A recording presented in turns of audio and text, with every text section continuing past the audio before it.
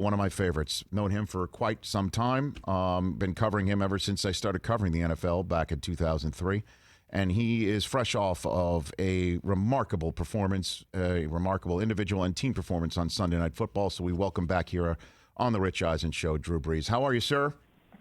I'm good, Rich. And if it means anything to you, you're one of my favorites too, buddy. Yeah. You know what? I was fishing for that. I'm not going to lie. The feeling is reciprocated. Thank you very much. I greatly appreciate that. You know, it's kind of funny. We were showing on game day morning, on Sunday morning on our pregame show, over 7,000 days ago, you in the big house with Purdue against Brady and Michigan. If I had walked up to you that day and had told you what we would be talking about 7,700 days later, what would you have said to me on that day, Drew? Oh, man. It would have been the furthest thing from my thought process. I do remember that game for whatever reason pretty vividly.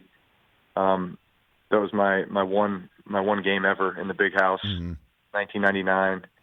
It was I think you'd have a lot. I think you'd have a lot of fun if we went and looked at the rosters on both sides. As I recall, that Michigan team was pretty stacked. In fact, I think just about the entire offense was picks. But I think the most I think memorable thing about it was obviously Brady being on the other side, and that was a time where, if you recall, Drew Henson was one of the most highly recruited quarterbacks coming out of high school, maybe the year before. He was also a first-round pick to the New York Yankees, maybe even the first pick in the draft to the New York Yankees, was supposed to be kind of the heir apparent third baseman for the Yankees, and yet he chose to go to Michigan to have a chance to play Michigan football. And so I think there was this feeling of this, need to obviously play him, and so he was splitting time with Brady, and I think you could see that it was Brady's team and it was Brady's leadership, and Brady played phenomenal that day. They beat us pretty soundly, but I think you felt like, man, this guy, what a shame he's having a split time. He deserves to be the starter, and I think at some point later on in that year they made him the full-time starter, and Michigan just rolled after that and won a big bowl game against Alabama that year in the Orange Bowl. So I do remember pretty vividly that game and kind of Brady and that his senior season, and then just thinking to myself, what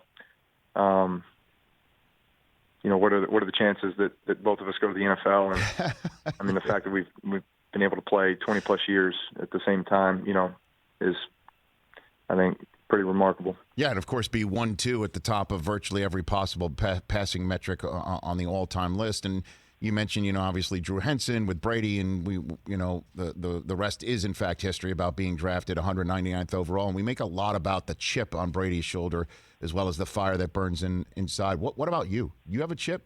If so, what is that, Drew? Always have a chip. What is it? Always have a chip. Always something to prove. I think that I think that's something that's.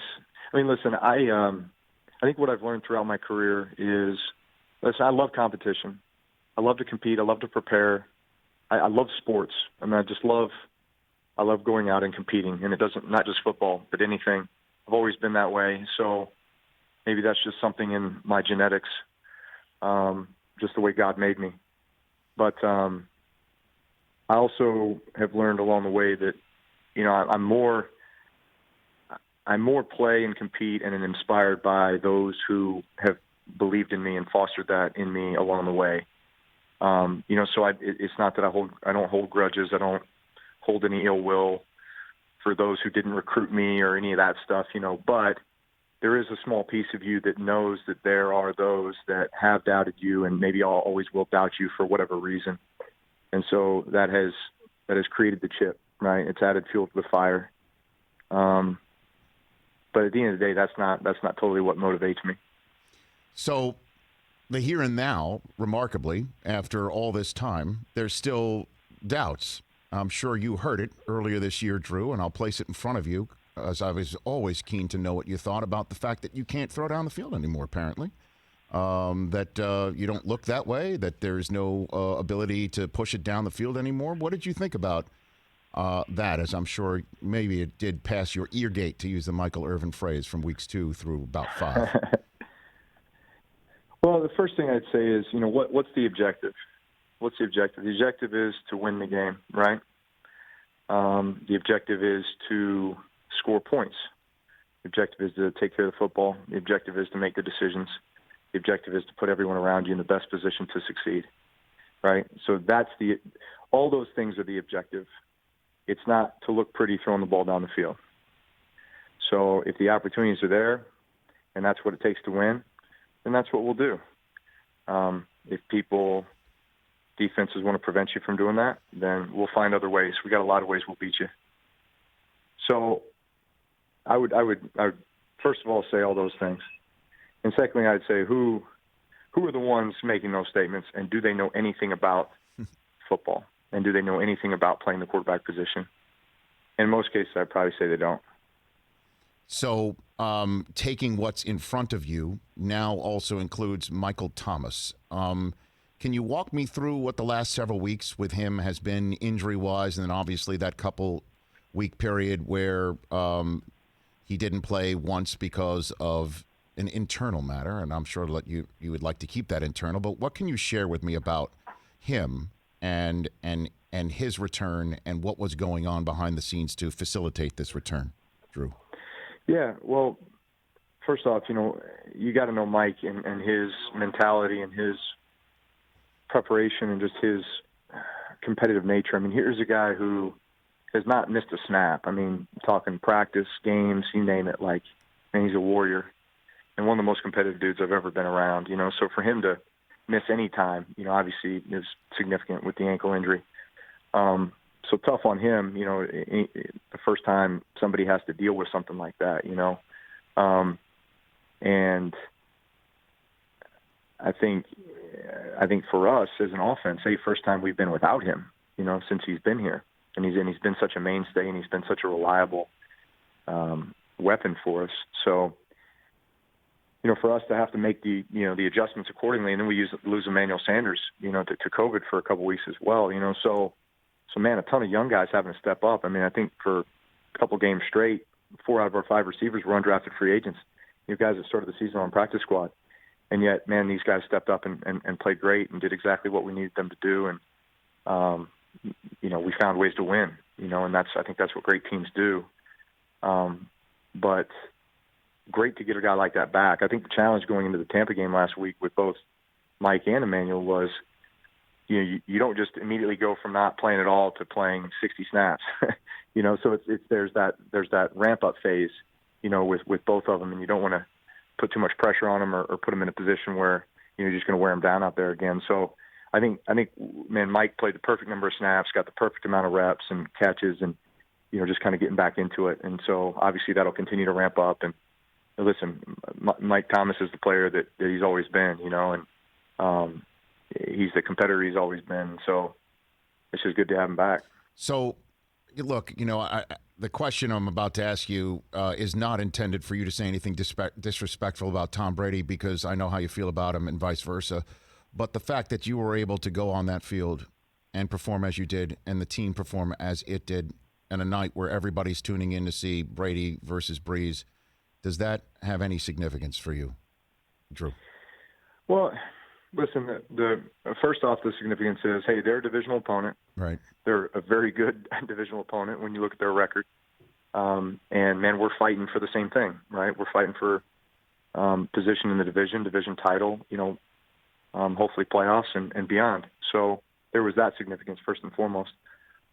Listen, I'm not going to lie and say that game carries the same weight as every other game. I mean, playing against a guy like Tom Brady, even though we're not on the field at the same time, technically playing against each other, there's this heightened level of, I think, competition, awareness, everything as to just, I know it takes that much more with everything that I need to do and everything our offense needs to do to compete against a guy like that who's on the other side of the ball. That's the way it's always been throughout our careers. And it's because of respect and admiration that I have for him. and for that team and what they're building there. So, I can't say enough about our team and the effort that we put forth, and just one of those games where you're offensively, defensively, special teams. It all comes together for a great night of football. A few minutes left here with Drew Brees on the Rich Eisen Show, and look, we all know what was going on back after the Super Bowl. We saw you in South Florida, the concept about maybe were you going to come back or not, and then that remarkable Instagram photograph that you posted along with your announcement that you were coming back made it official. Now that we're halfway through this season, obviously anything can happen in the rest of the season. But one thing I think we should know for sure is this season it's not going to be like any other, with fans and COVID and all the craziness going on in the world. Is there part of you thinking to yourself, the way that this team is set up, the way that you are playing, that maybe there's another year, that vaccine comes, things can change, and you want to go through one more NFL season with fans in the stands and your family all come in, and it's all good when you go home? You don't have to worry about passing anything to them. I mean, is that going through your head right now, Drew? No, I'm in the moment. I mean, I really am, and I can say that that's really the way it's been the last couple of years. Obviously, this is a year unlike any other. I mean, I think all of us can't wait to get beyond 2020 and on to the better times and safer times and more confident times. But bottom line is we're tasked with playing the game of football during all this, right? And we still come to work every day and still go through the same preparation and go out and play on Sundays the same way. Now, granted, it is different not having fans. I think we've had to adjust to that, but at the same time. This is our new normal for the time being. We're just going to take it 1 week at a time. We're going to try to continue to build on what we put on the field last week, and there's still a lot of football left, and there's still a lot to prove, and I still think we have a lot of improvement as a team. So living in the moment right now, you haven't even thought for yourself this could be the last one, so let me live in the moment more, or whatever. You know where I'm driving at here. I mean, I don't think I can live in the moment anymore. That's what I'm really just being in the present and taking it. Just the same mindset I've had the last couple of years. I mean, honestly, I haven't taken any year for granted. Since 2017, for that matter, I've looked at each year like this could be my last. And so I'm going to treat it as such. So then I guess, was there any truth to the rumor that you were thinking that this was it and you were ready to go, and then just last second maybe Peyton, Sean twisted your arm a little bit? Is there any truth to that about coming back? No, I mean, I took the necessary time. I took the necessary time to consider everything, and I didn't want to rush to any decisions either way. And I think that's really the way it's been the last couple of years. I think there's just more attention on it now than there ever has been before because, 41 years old, and I guess I'm more towards the end of my career than I am at the beginning. So before I let you go, let's talk about your foundation, DrewBrees.com, the Drew Brees Foundation. What is going on with it, and how can people support with what you and Brittany are doing? Yeah, well, we're first off, we take as much pride in what we do through our foundation as we do anything. And it's been obviously a very tumultuous year. But starting from the beginning of this year, that was actually part of the decision-making process. My wife and I, with coming back for this year, we said, I just get the feeling that this year is going to be about much more than just football. And certainly it has in so many ways. But with the start of it, with COVID and our $5 million commitment to the state of Louisiana to fund meal programs to help take care of people that had been furloughed, laid off of their jobs. The last thing we wanted anybody in the state of Louisiana to feel is that they couldn't care for their families and feed their families. And so we undertook a huge meal program with Second Harvest Food Bank and the other 4 food banks in the state. And we've been able to distribute more than 1 million meals throughout the state in that amount of time. We also made another $5 million commitment in partnership with Ochsner Health Systems, which is the biggest health care group in the state, to build 13 healthcare facilities, both primary care and specialty care, in underserved communities to bring health care to those that otherwise wouldn't be able to get it, to bridge that equality gap. So we're very proud of that $10 million commitment all the way around, and there's more to come. There's still a lot of work to do, but we love the state. We love our community.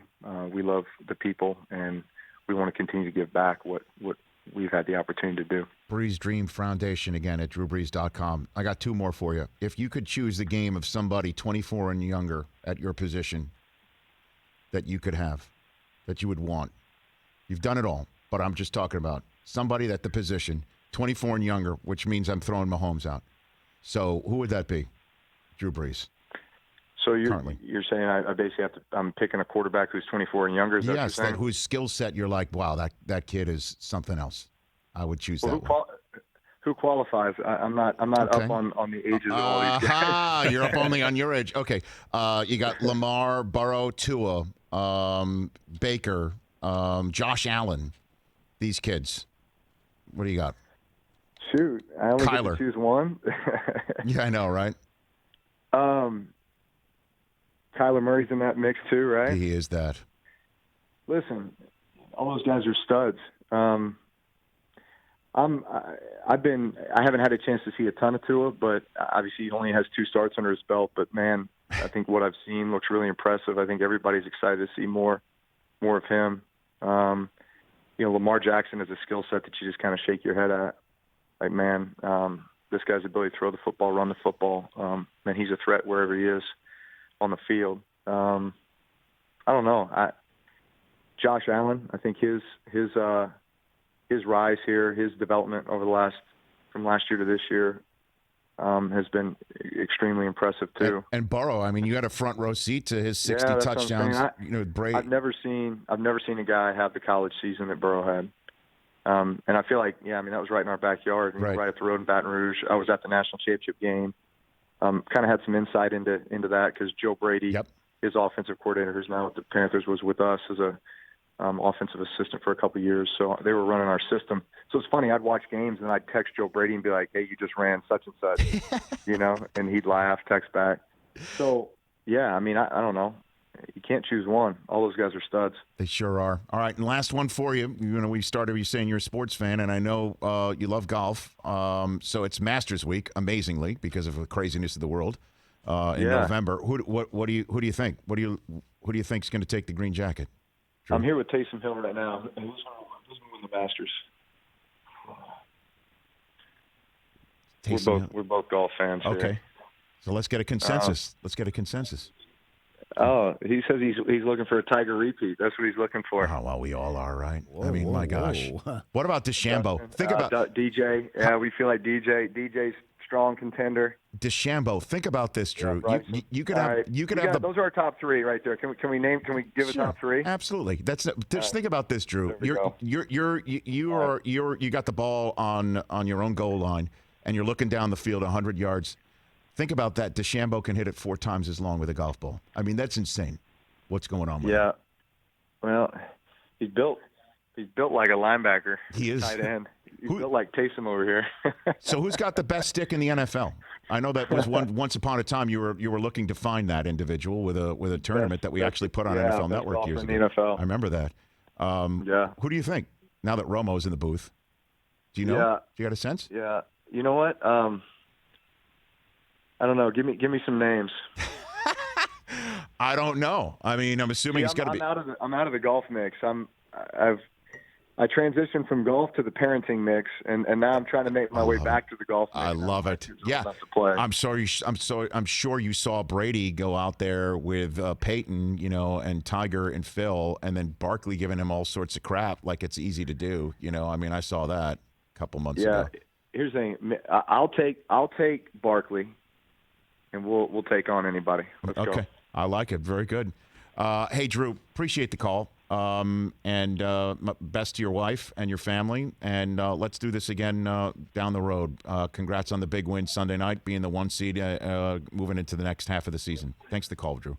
Thanks, Rich. Great talking to you, man. Right back at you. That's Drew Brees. DrewBrees.com for the Brees Dream Foundation. Hey, you watched all the way to the end. Thanks for that. Watch more right here.